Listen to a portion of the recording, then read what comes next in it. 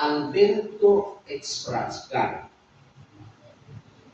Él era un fotógrafo profesional de día, pero era ladrón de profesión y de vocación. Este hombre ejecutó junto a otros 20 hombres lo que se conoció como el robo del siglo. Era el 14 de julio de 1976. Se celebraba en Francia la fiesta de la Bastilla. Él estaba específicamente en la ciudad de Niza. Había estudiado que la cloaca o el sistema de cloaca pasaba por debajo del banco principal de la ciudad. Primero se aseguró de que no hubieran sensores o alarmas que dieran señal de movimiento por ese lugar. Después de hacer la prueba, se preparó y lo planificó todo. Ese día, mientras sonaban los explosivos de los fuegos artificiales y la policía estaba entretenida con esa fiesta, ellos estuvieron trabajando, cavando un túnel de 8 metros que quedó justo debajo de la caja fuerte o de la bóveda de aquel gran banco. Todo el fin de semana estuvieron vaciando cajas, casi 400 cajas con dinero, joyas y objetos de valor. Se llevaron alrededor de 60 millones de dólares. Cuando terminaron todo, imagínense, eso les dio tiempo de todo, comieron, bebieron, hicieron de todo. El jefe hasta mandó a comprar comida mientras la gente celebraba. Cuando se fueron, escribieron en las paredes del depósito o de la bóveda: sin armas, sin violencia, sin odio. Y se fueron. Finalmente, los policías estuvieron durante varios días. No entendían cómo pudo haber sucedido eso. Estaban demasiado confiados porque la bóveda o el banco tenía unas paredes muy gruesas. Era muy difícil accesar a ese banco. Finalmente, una de las novias de este caballero lo denunció. Lo capturaron y fue llevado a juicio. Cuando se estaba haciendo una de las sesiones del juicio, en marzo del año 1977, Albert Gasparri preparó un documento o entregó un documento al juez en clave, donde hacía su declaración de inocencia. Mientras el juez se entretenía revisando aquel documento que no entendía, este caballero se levanta de su silla, se acerca hasta la ventana y dice: sayonara. Le dice al juez. Sayonara en japonés es adiós, pero no es hasta mañana o hasta luego, es un adiós para siempre, una separación definitiva. Se lanzó por la ventana de 7 metros de altura, cayó sobre el techo de un carro y un motorizado lo estaba esperando y desapareció, burlándose de la policía. El hombre no lo capturaron, nunca apareció el dinero y murió de enfermedad natural en el año 1989. La pregunta: ¿será que acaso así como algunos seres humanos llevan una vida doble y burlan la justicia humana, podrán burlar la justicia divina? ¿Podrá el ser humano esconderse de Dios? ¿Podrá el ser humano pretender que no va a dar cuenta a Dios de sus acciones, de su conducta? La palabra de Dios nos deja suficiente luz e instrucción en las Sagradas Escrituras. De hecho, uno de los mensajes contundentes y claros, el mensaje del primer ángel el mensaje para todos los habitantes de este mundo, dice en Apocalipsis 14, 6 y 7, vi volar por el medio del cielo a un ángel que tenía el evangelio eterno para predicarlo a todos los moradores de la tierra, a toda nación, tribu, lengua y pueblo, diciendo a gran voz, temed a Dios y dadle gloria, porque la hora de su juicio ha llegado. ¿Cuál es el mensaje de Dios para la humanidad en este tiempo? La hora de su juicio ha llegado. Aunque algunos pueden pretender ignorar a Dios, aunque algunos pueden pretender burlar la justicia divina, o no creer que Dios existe, o creer que no van a dar cuenta de sus acciones, Dios ha dicho, la hora del juicio ha llegado. Estamos en el tiempo del juicio, y después del juicio, lo que viene es la recompensa. En el libro de Daniel, en el capítulo 7, versículos 9 y 10, se nos da una revelación donde aparece el Padre, el anciano de días, cuyo cabello era blanco, resplandeciente, cuyas vestiduras eran blancas. Y dice la palabra de Dios que millares de millares le servían, millones de millones estaban ante su presencia, y el juez se sentó y los libros fueron abiertos. Comienza el juicio. En los versículos 13 y 14 del capítulo 7 de Daniel se nos habla que el Hijo del Hombre se acercó o fue acercado hasta la presencia del Padre. Y allí habían millones de ángeles, millares de millares que le servían. Y entonces se acercó al Padre y comenzó el juicio. En el capítulo 8, versículo 14, Dios le dice a Daniel, hasta 2300 tardes y mañana, y luego el santuario será purificado. 2300 días en la profecía equivale a 2300 años. Y de acuerdo con lo que el ángel le explicó a Daniel, en el capítulo 9, versículos 24 al 27, estos 2300 años comenzarían con la salida de la orden de edificar y restaurar a Jerusalén. Y se dice que de ese periodo de los 2300 años, 70 semanas, 490 años eran determinados para el pueblo de Israel de la antigüedad. Ese decreto fue dado de la restauración de Jerusalén en el año 457 a.C. Si desde allí contamos los 490 años, esto nos lleva hasta el año 34 después de Cristo. Para completar los 2300 años, nos harían falta 1810 años. Si a eso le sumamos los 34 años después de Cristo, eso nos lleva hasta el año 1844. De acuerdo con la profecía bíblica, desde el año 1844 ha comenzado el juicio. Cuando el juicio termine, el Señor vendrá para dar recompensa a cada uno. Apocalipsis 22, 12, el Señor dice, he aquí vengo pronto, y mi galardón conmigo, para recompensar a cada uno según sea su obra. Cuando el Señor venga, no es que habrá una segunda oportunidad, no, el Señor viene para dar recompensa. Recuerden, el juicio es una realidad. ¿Qué cosa es el juicio? Una realidad. Una realidad. El Tribunal Supremo del Universo existe y lo preside nada más y nada menos que nuestro Dios el Padre y nuestro Señor Jesucristo. Un evento solemne, un evento donde se decide el destino eterno de cada habitante de este mundo desde los días de Adán o desde Adán hasta la última persona que viva para el momento en que Cristo regrese.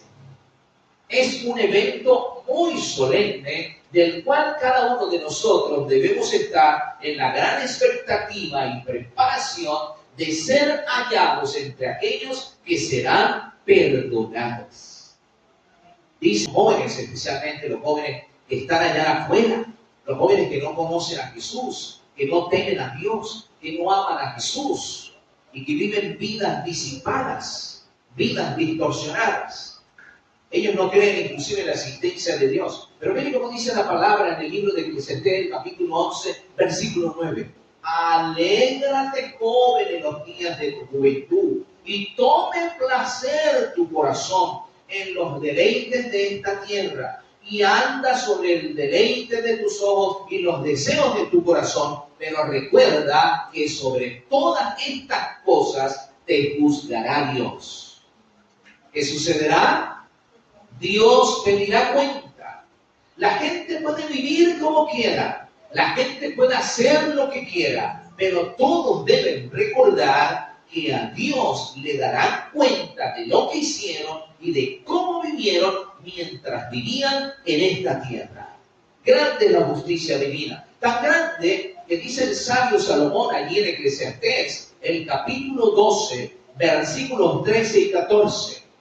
El fin de todo el discurso oído es este: teme a Dios y guarda sus mandamientos, porque esto es el todo del hombre, porque Dios traerá toda obra a juicio, juntamente con toda cosa encubierta, sea buena o sea mala. ¿Hay algo que podemos esconderle a Dios? ¿Hay algo que podemos ocultarle a Dios? No. No hay lugar en la tierra donde nosotros podamos ir y escondernos y decir que Dios no va a ver. Podemos escondernos del esposo, de la esposa, del padre, de la madre, pero de los ojos de Dios, ¿quién puede esconderse? El libro de Hebreos, el capítulo 4, versículo 13, nos dice que todas las cosas están al descubierto ante los ojos de Dios. Todo está desnudo. Nada se oculta a la vista de Dios, a quien hemos de dar cuenta. Y vean ustedes, se enfatiza ese aspecto importante. A Dios le hemos de dar cuenta. Y como hemos de dar cuenta a Dios, eso debe llamarnos a la reflexión, a la solemne decisión de vivir piamente, de vivir sobriamente, de vivir dignamente para la gloria de Dios. ¿Sobre qué se hace el juicio? Bueno, ya escuchamos, de acuerdo a lo que dice el sabio en Eclesiastés 12:14, sobre toda obra encubierta, sea buena o sea mala. Todo queda registrado. Nada pasa desapercibido. Ven una cosa importante que a veces nosotros quizás no le damos la debida relevancia en nuestras vidas, como es las palabras que pronunciamos. El Señor Jesucristo dice en Mateo 12, 36 y 37, que por tus palabras serás juzgado y por tus palabras serás condenado. O sea, daremos cuenta a Dios de nuestras palabras. Ven ustedes, el apóstol Pedro, cuando negó a Jesús, lo negó con imprecaciones, lo negó con maldiciones, lo negó con malas palabras.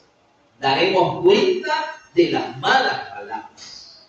A veces algunos dicen malas palabras y eso lo toman así como que con cierta naturalidad.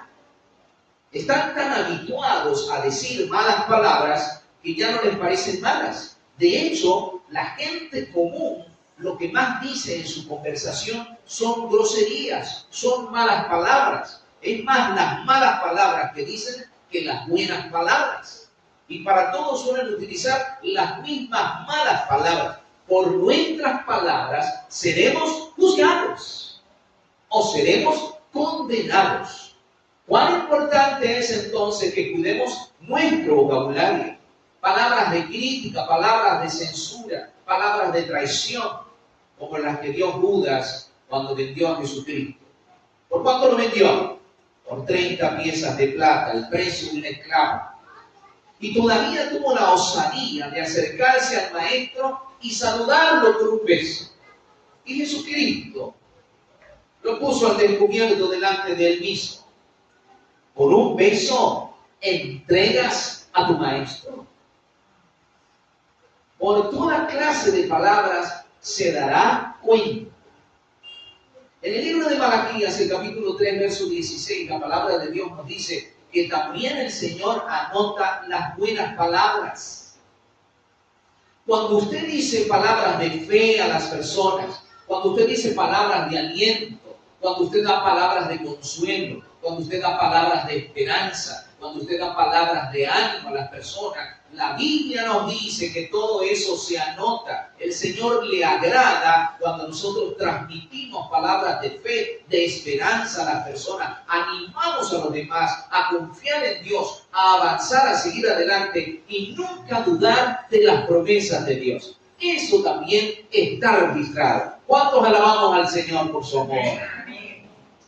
Esa debe ser nuestra actitud siempre. Exaltar al Padre, exaltar a Jesucristo con nuestras palabras que compartimos, que emitimos, que dirigimos a las demás personas.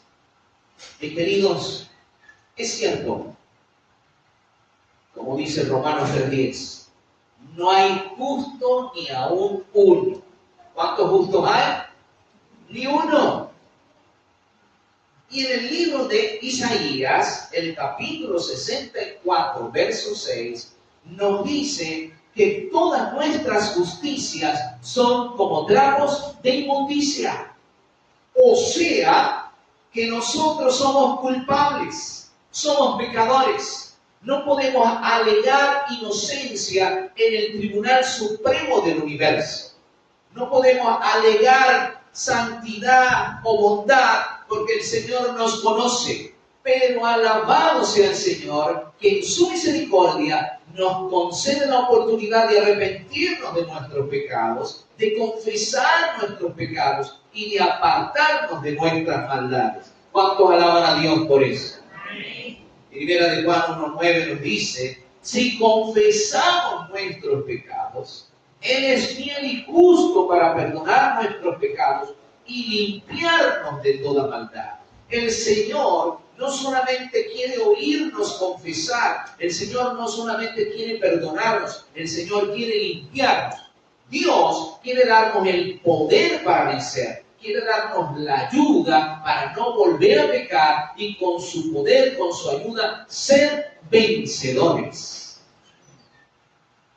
Mis queridos, dice también la primera carta del apóstol Juan, en capítulo 2, versículo 1, hijitos, estas cosas os escribo para que no pequéis. Pero si alguno hubiere pecado, abogado tenemos para con el Padre a Jesucristo el justo. Así que Cristo es nuestro abogado intercesor. Cristo es quien está dispuesto a perdonarnos de nuestros pecados. Dice en el libro de Hebreos, el capítulo 7, verso 25, que Él siempre vive para interceder por nosotros. Que nosotros podemos acercarnos con confianza a su trono, porque Él es el sumo sacerdote, nuestro intercesor, en el santuario celestial, que está dispuesto a perdonar y limpiar nuestros pecados. El mayor anhelo de nuestra alma, el mayor deseo de nuestro corazón, es que nuestro nombre o al lado de nuestro nombre se escriba perdonado. Somos culpables, pero ¿qué quiere darnos el Señor? El perdón. El Señor quiere y nosotros, junto con Él, debemos trabajar para que nuestro nombre esté inscrito en el libro de la vida. ¿Cuál debe ser nuestro anhelo? Que nuestro nombre esté inscrito en el libro de la vida. En el libro de Apocalipsis, el capítulo 3, versículo 5, se nos dice, al que venciere, yo le daré la corona de la vida y no borraré su nombre del libro de la vida. Se le dará la corona de la victoria y su nombre será escrito en el libro de la vida. Y dice el Señor, y confesaré su nombre delante de mi Padre y delante de los ángeles. Alabado sea nuestro Señor. Qué maravilloso amor y misericordia nos concede Dios a través de Cristo. Que si nosotros nos arrepentimos, que si nosotros confesamos, que si con su poder nos apartamos y vencemos, el Señor anotará nuestro nombre, ¿dónde? En el libro de la vida. ¿Queremos nosotros que nuestro nombre sea registrado en el libro de la vida? Amén. ¿Queremos que al lado de nuestro nombre se escriba perdonado? Amén. Ese debe ser el más grande anhelo de nuestro corazón y nuestra búsqueda permanente y diaria de Dios para recibir el perdón de nuestros pecados. Dice en 1 de Juan 1:7 que la sangre de Jesucristo nos limpia de todo pecado. Él está dispuesto no solo a perdonarnos, sino a limpiarnos por su gracia. Mis queridos, vivimos en tiempos solemnes. A este mundo no le queda mucho tiempo. Se está llevando a cabo el juicio y allí se está estudiando cada nombre y se está decidiendo el destino de cada nombre. Cada nombre es pasado en revista ante la presencia del Señor. Los libros son abiertos, nombre a nombre son revisados. Y allí viene Juan Pérez. El Señor dice, Juan Pérez pecó, pero se arrepintió, Padre. Yo lo perdono, yo lo perdoné. Ahora vive una vida de consagración y de servicio a mí. Vamos a colocar al lado de su nombre, perdonado. Y luego viene otro nombre, Carlos Rodríguez. Y ahí está Carlos Rodríguez. El Señor hizo todo lo que quiso para salvarlo. Cuando llega el nombre de Carlos Rodríguez, el Señor dice en el juicio, ¿qué más podía hacer por Carlos Rodríguez que no haya hecho? Lo hice todo. Pero Carlos Rodríguez me despreció, me rechazó. No recibió la buena noticia. Despreció la salvación que le ofrecí. Y entonces su nombre es borrado. Y queda condenado para la eternidad. Tal vez lo decimos de manera muy simple o sencilla en forma humana, pero el significado es tremendo porque implica resultados eternos para el destino de cada persona. Esteban era un joven que había crecido en la iglesia. Era un joven que había cantado en la iglesia, había participado en las actividades de la iglesia, había crecido en el conocimiento de Dios, la teoría de la religión, la teoría de la doctrina. Pero cuando llegó a la juventud, cayó en vicios, cayó en malas prácticas, malos hábitos y se apartó de Dios, se apartó de la iglesia.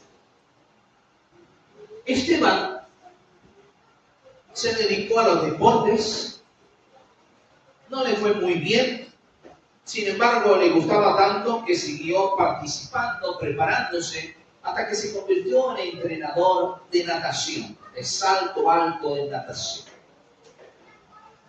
Se había encontrado con unos amigos cristianos que hacían todo de su parte para tratar de que Esteban volviera de nuevo a los caminos de Dios. Pero Esteban estaba endurecido, su corazón se había encanecido, estaba como insensible a la voz de Dios que le hablaba a través de estos amigos. Un día Esteban estaba en su dormitorio, estaba inquieto y decidió salir de su dormitorio e ir a la piscina a nadar. Pero antes de nadar, decidió subir a la parte alta del trampolín. Allí abrió sus brazos y al abrir sus brazos con el resplandor de la luna, se hizo una cruz en la pared contraria de donde él estaba. Aquella imagen de la cruz lo impresionó. Le hizo recordar el sacrificio de Jesús por él. Allí mismo, conmovido, por aquello que estaba impactando su corazón, cayó de rodillas y le pidió perdón a Dios por haberse apartado, por haber andado en malos caminos, y le pidió a Dios que lo perdonara y que lo recibiera como su hijo. Finalmente Esteban bajó de aquel lugar y decidió bajar hasta la piscina porque quería darse un chapuzón. Pero cuando fue bajando, siguió que la piscina no tenía agua. Y siguió bajando hasta que llegó al fondo. La piscina estaba totalmente seca. Si Esteban se hubiese lanzado, hubiese pasado. Hubiese muerto inevitablemente. Pero aquella noche Dios lo salvó por su misericordia.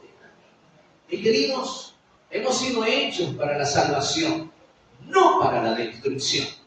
Y Cristo nos invita para que nosotros abracemos esa salvación con todo fervor, con todo gozo, con toda el alma, y la disfrutemos y también compartamos esa salvación con amigos, familiares y vecinos, y todos reciban la buena noticia que Cristo viene pronto para recompensar a cada uno según sea su obra. Yo pregunto, ¿queremos nosotros que nuestros nombres queden registrados en el libro de la vida? Dios nos bendiga, que Dios nos guíe en este sendero que lleva a la vida eterna.